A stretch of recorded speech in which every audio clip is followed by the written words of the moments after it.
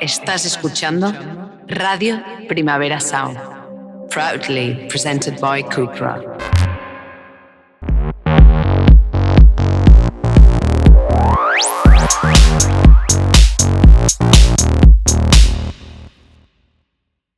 And welcome back. We are switching to English because A, it's far easier for me, and B, because we have... not for me. well, we'll be fine.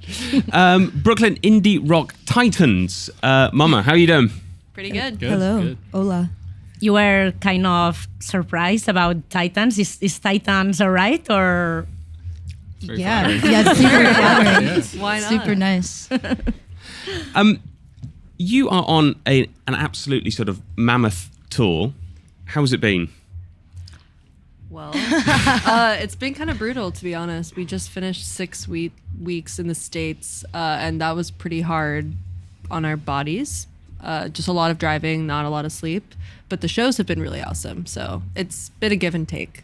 Yeah, it's felt really rewarding because we've been saying we've just done a lot of support tours, which have been also great and very rewarding. But to actually do our own headline and kind of understand who our demographic is has been really cool to see. Does it look like your demographic to the ones you are seeing right now? Yeah, I think so. Yeah, we haven't done a European headline, so I guess that is something we haven't really. Yeah, this is a new adventure. Yeah.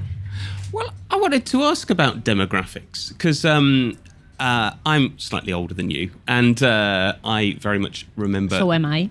Slightly younger than me, which is, for me, the band brings up beautiful memories of bands I absolutely love, like the Breeders and Pixies, and like very, very 90s bands. But you're far too young for that, right? I mean, we definitely grew up on that. I feel like once I was old enough to start kind of discovering music for myself, like in high school, those were the first bands that I started listening to. So it's definitely not off the mark to say that we're influenced by them at all. I think where we get frustrated is when people try to pigeonhole us as like those are our only influences, because I think that we have a wide variety of influences that people wouldn't really know about. And I think we also bring something new to the table in terms of what we're doing. I don't think we're just like a carbon copy of those bands. What's the one thing that people wouldn't know about? Give us one. Like one artist? Yeah. Oh, maybe Allegra and I have, to be honest with you, this year has been like the most I've ever gotten into like true pop music. So maybe that's like something that's a bit surprising, but that's like just me. I think that there's plenty of other. Yeah, I mean, Kings of Leon is my favorite band. So that, I guess, and like, I don't know, I love a lot of country music. I listen to a lot of country. Are you saying though to see Kim Deal? Oh my gosh, of course. I can't miss that. That's like my to your point, like that is like my absolute number one songwriter star. I love her so much. And I don't think I've missed a Breeders show in New York in a really long time, or since they've started touring again. And I saw her play solo like not long ago, probably a month ago or two, and it was incredible. So I'm really stoked to see her again do it in a festival setting. I'm curious how that's gonna play out. And she's such an inspiring artist because she's had a long career. She started with a band, the Pixies. She then formed her own band, the Breeders. Then now, at her age, she's releasing her first solo album. I don't know. Do you imagine yourself having a long career? I sure hope so. Hopefully. Yeah. Hopefully. Yeah, definitely. It's hard to tell right now, obviously, but yes. I really would love that. It would be very cool to still be so inspired and venture at, like years and years down the line. I wanted to ask something, if I may, about Welcome to My Blue Sky, your most recent album. Because it has been billed, I've read that it is a breakup album. But am I right in saying that it was you that broke up with people rather than they broke up with you? Yeah. Yes. Yep. That's really interesting because there's not many albums like that, is there? What did you find sort of inspiring about that? Nor albums, nor films, nor books. I mean, the perspectives is always from the broken-hearted. No, and it's difficult to be the one who breaks the relationship too. Totally. I mean, I think what inspired us was just the fact that that's what we were going through. So obviously when you're going through something, you want to write about it and process it in the way that you can. For me, and I don't want to speak for Ita, but I feel like I've historically only ever had my heart broken. So when I did the heartbreaking, I guess it gave me a little more perspective onto why you would do that to somebody. And why you might not do it in the cleanest way as well. And I felt like now that I had been on both sides of heartbreak, I could write about it in a more well-rounded way, I suppose.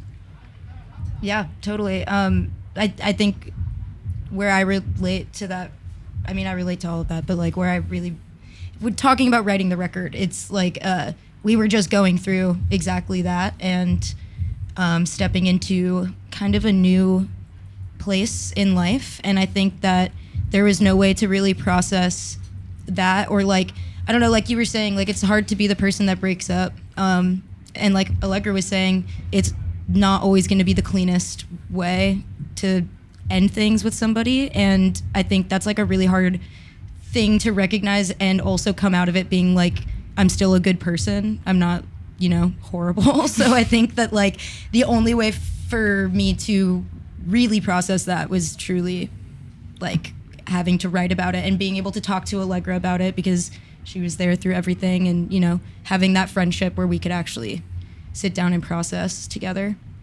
And being friends, how easy or difficult is being friends and being in a band, being such a long time friends as you are? It's not difficult, but it's like any relationship. Like any relationship, it's work continuously. So I feel like we are, every year that we are friends and are in a band together, we find a new way to, I guess, navigate it, or like a new way to respect each other. Totally. But it's not hard. It's really fun. It's super fun, and it's fun being in a band with these people too. Yeah. How is it, guys, to be with two people that are that has this relationship?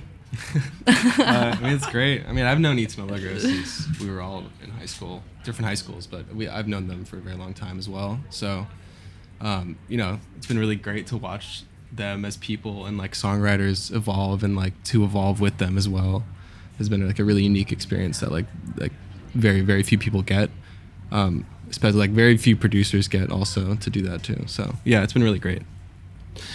I wanted to ask about honesty, because you're very good friends, and is it very easy to say, like, if someone comes in with a song, I don't like it, or do you have to be kind of like, the chorus just lacks that? I'm trying to think of what my go-to sentence is. like what I hear when it's like, oh. Yeah, I feel like it's like, okay, that's good. What if we thought about some other ideas or something like that? Or like, yeah. Like sometimes like it's like, I don't find myself coming back to this as much. Yes, exactly. But it's like every time you say that, you always got to be like, but that other one that you sent me a couple months ago, like maybe that one, I've been thinking about that one, so maybe let's work on that. Yeah. Or like this one, we all feel a little stuck here. Yes, it feels a little exactly. uninspired. So let's move on, maybe. It sounds really respectful. I mean, very, very tactful. Like not trying to hurt each other's feeling. My God, no. This is so good. Yeah. Well, I also feel like it's funny because like when Allegra and I are like, if it's just us like writing lyrics or something, and someone like we're very honest in that setting. I think we have to be, and it's just fun because like when we'll sit down and write words together, like we're both trying to find the exact right words to express what we're both saying. So like maybe I'll say like a phrase where I'm like, oh, I really like this, and Allegra will be like, okay, yeah, we can put a pin in it for now, and like let's think of other ways to talk about it. Write that down. Write that down. Don't lose it. But like let's think of other things, which is literally the best, especially for like me as a person and how I operate, and I'm also like quite sensitive, so I feel like that's like a great way. It's a good way for me to hear that too. what did you learn about yourselves writing this album? Oh my gosh. Well, a lot. I think I learned that. Well, I this is more of a philosophical idea, but I thought a lot about like what makes a good person and what makes a bad person, and I don't think it's as black and white as I once thought it was. And I think that good people can make very bad mistakes and still be good people. So that's what I learned. I would agree with that entirely. Yeah. Just it's a new perspective on myself, and that's cool. You are so mature. Can I say? I mean, this is a conclusion that I kind of arrived to, but not that early, I think. That's I appreciate that. Thank you. We're still dumb. We got a lot to learn. Yeah, for sure. So, what music, for all four of you, what music do you listen to when you have a heartbreak? Because I'm lacking something. I used to listen to the Smiths, and now Morrissey's gone all weird. And it's like there's that space in my life. What's my go-to? I know, I'm trying to think. Liz Phair, I would say, is my number one. And then lately, I've been listening to a lot of like 80s goth music, and I cry to that on the plane. I was crying to that a couple days ago. Yeah. I don't know, honestly. I feel like I don't think there's like one artist or like one record. I think it's also like I try to search for things that are I feel like everybody does this, but like that pertain to what I'm going through. So it's going to change depending on the situation. Yeah. Liz Phair is also a very inspiring artist, also with a long career. She's also, her memoir are so good, yeah. And revealing such interesting things about the music industry that are not so good. And I guess that when you're a young musician, it's good to know that someone had all that trouble to have a career. Yeah. Yeah, she's my hero. Aaron, Preston, what about you? Any? It's been a while since I've had a breakup. I'm glad. No, but, you know.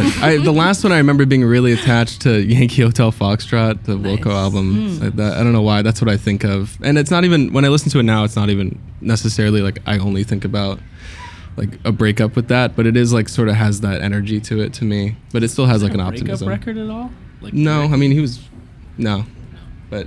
I'm just trying to that. break your heart. Yeah, a little bit of a breakup song, but that is. He was still with his wife at the time. Yeah. I don't know. I don't really know, but just the like tone of that record to me was at the time good. To the opposite and kind of go really literal. I feel like just off top, I think of like Katie's song, like by the Red House Painters. Nice. Oh, nice. I mean, just very truly a breakup song, but that one really captures it, I think. To get into the hole and stay there and close the light, put a blanket on. Yeah. So it sounds the new album sounds to me like it's a record not designed for, but they'll go very well to be sung along to. There's lots of big choruses. And in the car. Yay. Has there like been one song that's emerged as like the anthem that people are really screaming to? Stay All Summer was my choice, but awesome. I think that people don't really know the words to that one yet. I'm trying to. Oh well, okay. So we have in-ears now, in-ear monitors, so it's hard for us to hear who's actually singing. Fever, obviously, people sing that one. That's my favorite. Very easy to repeat. Ohio, people have been singing. Oh yeah, people have been singing Ohio for sure. Yeah. I feel like Summer, I do hear people sing like the opening lyrics too, for sure. Really? That's cool. Definitely. Rodeo, also, I think people sing the chorus, but I don't know if they know like the verse. Yeah. Fever definitely is the most. Fever for sure. That's the one I can hear over my in-ear monitors. People singing. Yeah. People have been liking. I think like the singles obviously have like resonated. I mean, I was gonna say I do look out in the crowd and see people singing along to Bottle Blonde, and the way that we perform it live or have been performing it live is quite different than the actual recording. So I think that it's been fun to like start the song and have some people be like, wait, I know this, but I don't really know why, and then it's like, oh, wait, no, I actually really like this one. So that's been cool. And talking of which, you're playing tonight at 9 o'clock at Trainline, which is over there, which is no help for anyone watching this afterwards. And Saturday, a special gig at the 501 Club, which is like this titchy place. Well, I haven't been there yet, but it's very small apparently. Is it going to be different? Playing different things? I mean, yes. Well, the set list will be different. Yeah. I don't know. Is the 501 Club small? apparently it's about 100 people. Oh, it'll be We're getting very nods different. over there. Yes. Yeah, They yeah. can hear us. Yeah. Sup, homies. Yeah, for sure. The smaller, sweatier shows are always way more fun, and I don't know why, but I feel like we start to act up a little bit, and I feel like we start to become little. Can I curse? Of course, yeah. Oh yeah, we like start to act like dicks. I can't believe you. I mean, you were being so mature. Don't say that. I don't know why. And then every time I get off stage, I look at videos of myself and I'm like, why the fuck did I do that? I've never done that in my life. Yeah, I think we just, like, we're definitely very responsive. Like, if the crowd is into it, we will definitely respond. And so in the smaller shows, when you can literally see everyone, you know, dancing along, that just, like, hypes us up so much. Totally. Yeah. I have a very stupid final question, but I Love. can't resist. If you launched a British tribute act, would it be called Mummy? Mum. Sure. Yeah, Mummy. I don't have any other ideas. I'll take it. Okay. Momma, thank you so much. Tonight, 9 o'clock Trainline, Saturday, 8:45 at the 501 Club. It's going to be awesome. Thank you so much for coming See you along, and see you there. Thank you. Thank you Appreciate so it. much. Appreciate Thank Goodbye. you.